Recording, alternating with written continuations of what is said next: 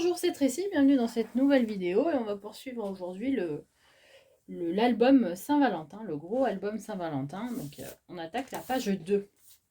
Alors, comme la dernière fois, on commence par cette partie-là, la partie la plus étroite, enfin le côté le plus étroit. Donc notre base, c'est toujours 16 par 21 cm. J'ai d'abord réalisé, hop, on va faire deux espaces comme ça, deux rabats, qui du coup se rejoignent au milieu. Donc il faut juste veiller à ce que il soit bien droit au milieu. Et par-dessus, on va faire des espaces comme ça. Alors on va en mettre plusieurs et comme ça il y aura deux livrets. Il y aura des livrets en haut et en bas. Et on ouvrira à l'intérieur avec d'autres, à nouveau d'autres espaces photos. Rien de bien compliqué, c'est juste une question de rabat. Pour nos bases, donc la base fait 16 cm, j'ai donc pris une base de 15,5. Pourquoi? Parce que comme d'habitude, d'abord je veux pas que ça frotte d'un côté ou de l'autre quand on ouvre, et ensuite parce que je vais utiliser pour fermer, je vais utiliser des morceaux de papier comme ça. Et si c'est trop, enfin si c'est pile la même taille, c'est pareil, là ça va bloquer et ça risque de s'user prématurément. C'est toujours la même question. Si à chaque fois qu'on ouvre ça frotte, forcément il y a un moment ça va finir par s'abîmer. Donc 15,5 pour la base et puis ensuite 21 cm qu'on a divisé en deux. Alors ça fait même 20,8 puisque il n'est pas tout à fait... il y a un petit millimètre là de décalage à chaque fois, mais donc 20,8 divisé par 2. On vérifiera au moment de coller que ça ferme bien, que ça se chevauche pas. C'est ce que je vous explique régulièrement, c'est que des fois ça se joue à 1 ou 2 mm et on a beau avoir fait nos calculs et ça se chevauche quand même parce qu'au moment de coller, il y a 1 mm de trop ou de moins. Enfin là, ça devrait être parfait. Donc, on biseaute et on colle.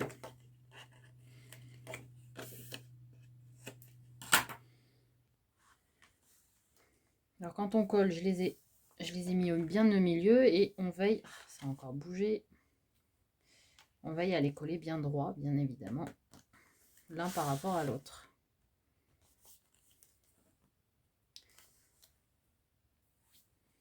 Ensuite, on va coller nos espaces. Donc là, pareil, j'ai pris c'est les mêmes dimensions que la base sur laquelle on va coller. Et j'ai rajouté 1 cm pour la marge. Ce qui nous donne un total de 15,5, soit 16,5 en largeur là, et en longueur plutôt, et 10,5 en largeur. Et comme je ne cesse de le répéter, faites en fonction de votre projet. Si la base, vous n'avez pas la même, vous voyez bien qu'il suffit juste de diviser en deux et après vous faites en fonction de votre rabat, vous collez dessus. On colle tout ça, on va les coller les uns sur les autres. Donc on peut en faire beaucoup plus. Moi, pour l'instant, je vais en faire que 2 en haut et 2 en bas. Mais vu que vous les collez les unes sur les autres, on peut en rajouter un paquet. Et je vais les coller en décalage. Donc ici, ce sera collé de ce côté-là. D'ailleurs, je crois que c'est un peu trop grand. Il y a un petit millimètre de trop. Ici, ce sera collé comme ça. Et ici, ce sera collé comme ça.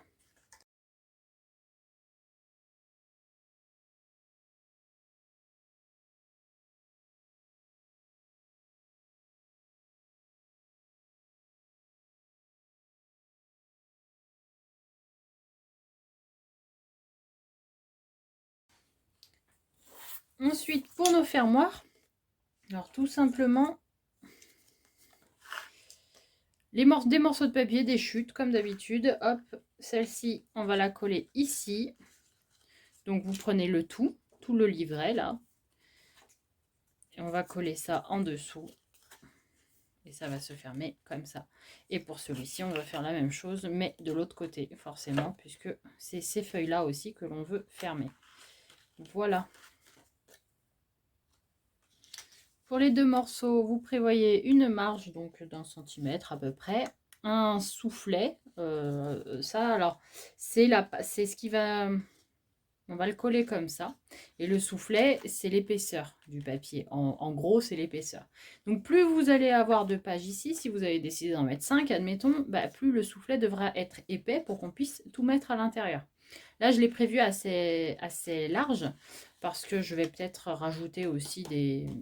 Ici, on va rajouter des espaces photos. Ici, on va rajouter des espaces photos et du papier. Enfin bon, l'intégralité fait qu'on va avoir quand même on va avoir une épaisseur assez importante. Donc, j'ai fait un soufflet de 8 mm.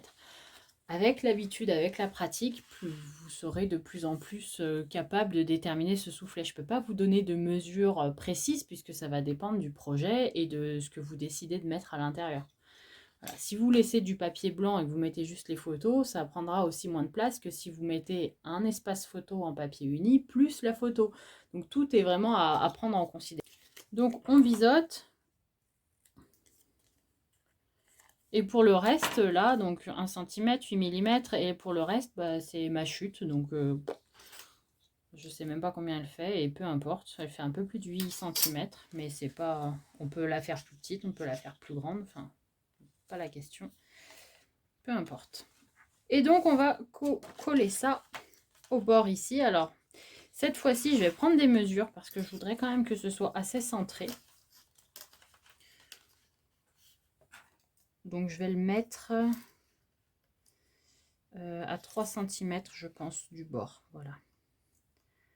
Je me mets juste une petite marque à 3 cm et je vais le coller ici.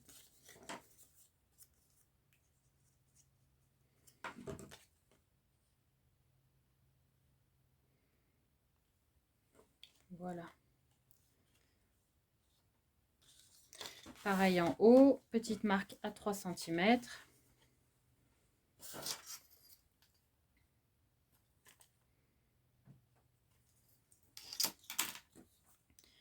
Et je colle. Je vais arrondir les angles là du fermoir. Je mets tout de suite des aimants.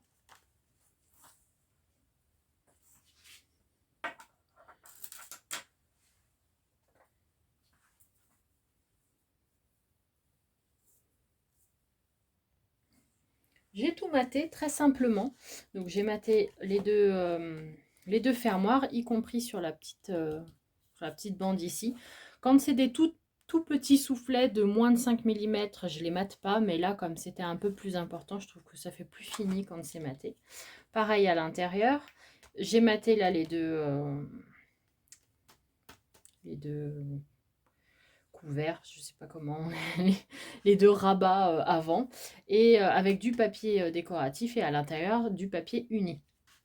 Idem ici, et là j'ai collé, c'est une des cartes du bloc, je l'ai simplement collé sur deux côtés, on pourra y ranger quelque chose à l'intérieur. C'est très simple. Et c'est terminé. Voilà. Ensuite, on va faire donc pour la page suivante. Alors pareil, je l'ai déjà...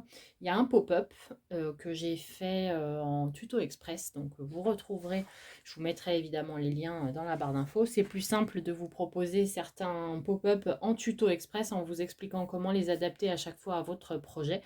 Comme ça, vous n'avez plus qu'à aller dans cette playlist de tutos pour trouver des idées d'interaction si vous n'avez pas envie de suivre l'intégralité d'un tuto d'album. Donc, j'avais attaché, alors, je vous invite à aller voir la vidéo, je vous explique juste rapidement, j'ai simplement fait un rabat et j'ai créé une pochette et là, on va fabriquer ensemble un carnet, très simplement, très facilement, comme ça on pourra y ranger un petit carnet. Et voilà. On a ce pop-up montagne, alors c'est très facile à faire, vraiment rien de bien compliqué et on peut le mettre dans n'importe quelle taille, on peut faire ce qu'on veut avec. Et sur les côtés, j'ai rajouté là des petits espaces de papier uni. Alors l'idée à chaque fois quand je mets le papier uni, c'est plus pour y mettre des photos et le papier décoratif, on évite les photos, mais après la personne est libre de faire comme ça. On peut y rajouter également des photos et ici je pense que je vais utiliser à nouveau les petites cartes. Je pense que je vais coller à chaque fois une petite carte de chaque côté pour ranger un tag ou quelque chose comme ça. Voilà. Il me restera juste à mettre ici du papier. À nouveau, je pense que ce sera du papier uni. Donc des deux côtés, on peut encore mettre des photos, ce qui fait que bon, ça fait quand même... là, il y a 4, 6, 8, plus des photos ici. On a déjà 10 photos là. Et on va faire ensemble... Je vais mater et puis on va faire le petit carnet. très simplement. Avec, alors par contre, j'utilise le guide de reliure de We Are Memory Keeper acheté chez Craftelier. Je vous mettrai toujours, comme d'habitude, les liens dans la barre d'infos. Et on va utiliser cet outil-là que vous n'avez pas forcément.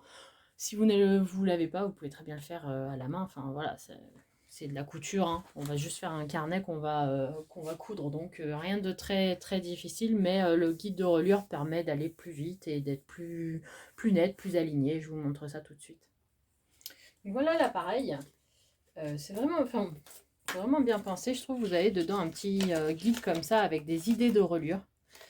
C'est plutôt pratique quand on manque d'inspiration. Moi, j'ai tendance à faire toujours la même par souci de rapidité. Mais il y a vraiment une possibilité assez importante. Donc vous avez... là, ils fournissent du fil avec. Mais bien évidemment, on peut utiliser ce qu'on veut comme fil. Je vais rester avec du blanc. Et après, en fait, l'idée, c'est de faire les trous alignés et en suivant le guide de reliure. Voilà, je ferai peut-être une vidéo un coup avec des idées supplémentaires pour sortir un petit peu du carnet classique que j'ai tendance à faire. Mais voilà, comme je disais, c'est pas indispensable. Vous pouvez le tracer à la règle, vous tracez les points à la règle pour que ce soit net et vous le faites avec la règle et une pointe, voilà, de ce style. Enfin, mais en scrap, il existe quand même des outils qui nous simplifient les choses et accélèrent, nous permettent de gagner un peu de temps et autant en profiter. Donc pour le carnet en lui-même, alors j'utilise quasiment toujours d'ailleurs ces papiers-là, parce que dans notre pochette, donc j'ai maté avec du papier uni ici, là une de mes chutes de papier, et la pochette, il y a peu de place. J'ai pas prévu de soufflet, j'ai pas prévu grand chose. Donc il me faut un carnet qui soit pas très épais. Et l'avantage de ces feuilles, c'est que c'est du papier très très très fin. Alors grammage, je saurais pas dire combien, mais c'est encore plus fin que du papier d'imprimante. Donc et ça on les trouve dans les blocs. C'est des ensembles de feuilles proposées par Action. Ils les vendent au poids en fait, ils les vendent au kilo. D'un ensemble à l'autre, il n'y a pas les mêmes papiers, mais souvent on retrouve ce papier fin là. Donc je le trouve plutôt pratique pour ce qu'on va faire. Vous pouvez aussi utiliser du papier d'imprimante du coup, hein, ce sera assez fin. Ou alors aller sur quelque chose de plus épais, mais soit vous mettez peu de feuilles, soit alors il faut y penser quand on fait la pochette et prévoir un petit peu de jeu en fait, un petit soufflet pour qu'il y ait plus de place. Voilà pour ça. Moi du coup je suis partie sur... je crois qu'il y en a 6, ce qui nous fera pas mal de papier. Et pour la base, pareil, je sais même pas la base combien elle fait, parce que j'ai fait en fait en fonction de ma pochette. Voilà, j'ai mesuré. Alors je me suis dit 18 cm, ça semble pas mal. Dans l'autre sens, on peut aller jusqu'à 15. Donc j'ai pris une feuille de papier à 4, j'ai plié en deux et j'ai coupé à 18 cm. Et normalement, je vérifie quand même, ça rentre bien sans problème. Et voilà. Et ensuite, on va juste faire un petit peu de couture. Hop, donc pour le papier qui va à l'intérieur, j'enlève toujours 0,5 mm. Enfin, j'enlève 5 mm. Voilà, pour être sûr qu'il rentre bien dedans. Parce que des fois, le fait que ce soit à l'intérieur, ça risque de dépasser un petit peu. Donc pour pas avoir ce souci-là, j'enlève 0,5 et puis comme ça rentre parfaitement. Ensuite, on va le positionner sur notre base. Donc c'est tout simple, hein. On le positionne bien droit. Voilà. Et quand c'est bien droit, on remet le guide par-dessus. Et c'est tout. Hop.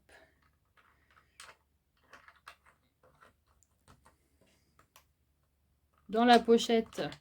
Oh, mais je vais pas y arriver. Dans la pochette, dans le kit est fournie également cette petite pointe là. Donc après, hop, j'ai plus qu'à tracer. J'ai plus qu'à faire mes trous. Alors je suis là celle du milieu. Mais comme je vous expliquais tout à l'heure, avec le petit livret qui est fourni, si ça se trouve, vous pouvez aussi faire d'autres types de reliures en suivant d'autres trous. Je fais au plus simple, mais il y a plein de possibilités.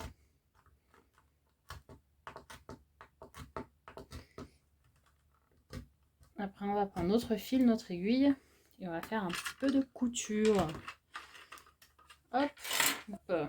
On a notre fil. J'aurais pu aller sur des couleurs, soit du rose, soit du noir, pour rappeler un petit peu les couleurs de l'album, mais bon, j'ai choisi la facilité. Et juste, je vais coudre tout ça.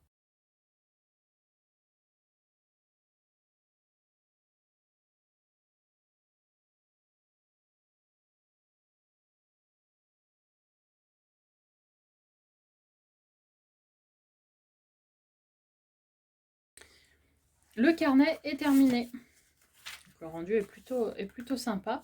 Là, je recouvre. Alors, je pense pas recouvrir cette partie-là. Elle va rester blanche pour la simple et bonne raison que ça va me rajouter des épaisseurs superflues, alors que en blanc, ça va très bien. J'ai juste fait une jolie couverture et puis je me servirai de stickers peut-être pour agrémenter tout ça. Et voilà, donc on voit bien que niveau épaisseur, il n'aurait pas fallu en mettre plus ou que le papier soit plus épais. Pour celle-ci, c'est terminé. On a donc terminé notre page 2. J'espère que cette vidéo, ces tutos vous ont plu. On se retrouve très vite pour la suite de notre album. À bientôt.